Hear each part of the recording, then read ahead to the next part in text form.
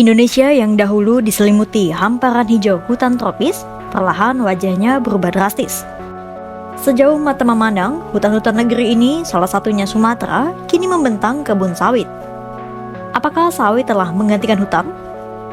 Saat hutan dibabat dan diganti sawit, desa-desa kehilangan sumber air, tanah kehilangan kesuburan, bahkan satwa liar seperti gajah dan harimau terus kehilangan rumah mereka. Sawit memang tanaman, tapi fungsinya sangat jauh berbeda, bahkan sangat bertolak belakang dengan fungsi hutan yang sebenarnya. Menggantikan hutan dengan sawit bisa menjadi kesalahan ekologis terbesar Indonesia. Kenapa begitu?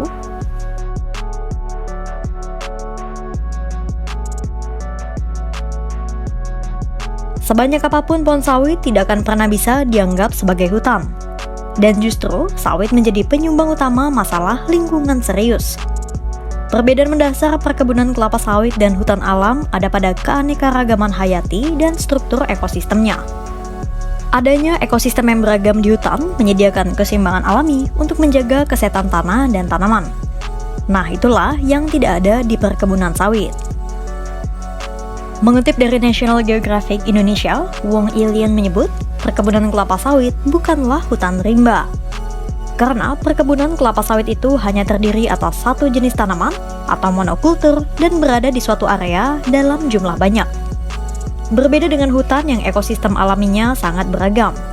Hutan menyediakan keseimbangan alami untuk menjaga kesehatan tanah dan tanaman, di mana keistimewaan ini tidak ditemukan di perkebunan kelapa sawit.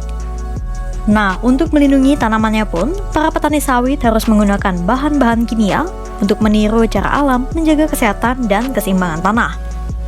Ironis ya, ketergantungan pada bahan kimia ini justru memperburuk ekosistem lahan sawit. Lama-kelamaan, hama dan gulma di lahan sawit justru berevolusi dan kebal terhadap bahan kimia. Otomatis, pemilik kebun sawit harus menggunakan lebih banyak zat kimia yang bisa memperparah dampak negatifnya. Lin menegaskan bahwa pembukaan lahan kelapa sawit adalah bentuk deforestasi terhadap hutan-hutan alam. Perkebunan menjadi ancaman langsung bagi hutan, dan perkebunan sawit yang monokultur dapat menyebabkan kerusakan parah pada tanah. Sebab, tidak adanya varietas tanaman di perkebunan ini membuat jumlah spesies mikroorganisme dan bakteri menguntungkan di dalam tanah menjadi lebih sedikit. Parahnya, tanaman penutup tanah dihilangkan di perkebunan monokultur. Padahal, keberadaan tanaman penutup ini sangat penting untuk mencegah dari erosi tanah, yang mana perannya sangat vital melindungi dari resiko tanah longsor dan bahkan banjir bandang. Itulah mengapa sampai kapanpun perkebunan sawit tidak bisa disamakan dengan hutan alami. Bahkan, perkebunan sawit yang dikelola secara berkelanjutan pun sama saja, sama-sama bukan hutan.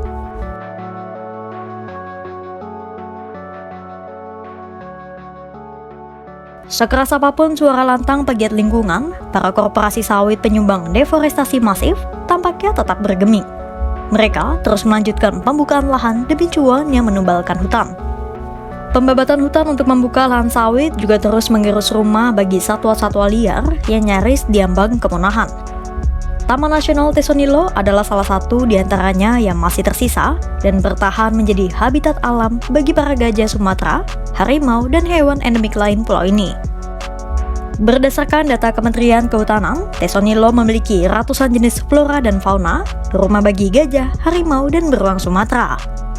Tapi per Juli 2025, 85% wilayahnya kini sudah berubah jadi perkebunan sawit. Gubernur Riau Abdul Wahid dan Bupati Pelalawan Zukri melaporkan, sekitar 700.000 hektar dari total lahan Tesonilo seluas 81.793 hektar kini sudah berubah jadi perkebunan sawit ilegal. Dan ini adalah perubahan signifikan foto satelit Tesonilo dari tahun 2009 sampai 2020. Mulanya Tesonilo terlihat dipenuhi lahan hijau yang menunjukkan keberadaan hutan. Tapi kini, hampir separuh kawasan berwarna coklat menandakan aktivitas deforestasi yang masif.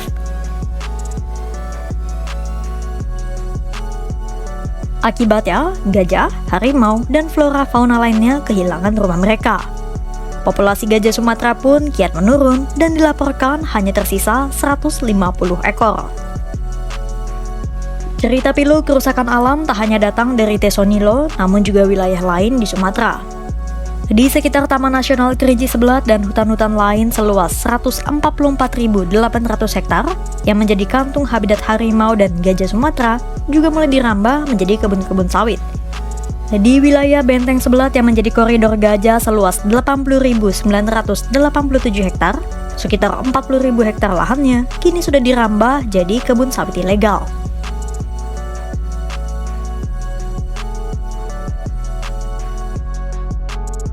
Jika gajah dan harimau kian terusir dari rumah mereka sendiri, masyarakat di kawasan ini pun tak luput dari mimpi buruk deforestasi hutan Sumatera. Konflik gajah dan manusia kian marak seiring meluasnya kebun sawit di pulau ini. Gajah-gajah liar jadi ancaman bagi warga saat mereka menyusup ke permukiman. Ingatan itu disampaikan Kepala Desa Gajah Makmur di Bengkulu, Gutomo, saat desanya digeruduk sekitar 17 gajah dan membuat panik warganya. Hutan yang terus dibabat dan digunduli juga kian mendesak harimau mencari makan hingga ke permukiman. Gutomo mengatakan harimau Sumatera pernah melahap puluhan ekor sapi dan kambing milik warga.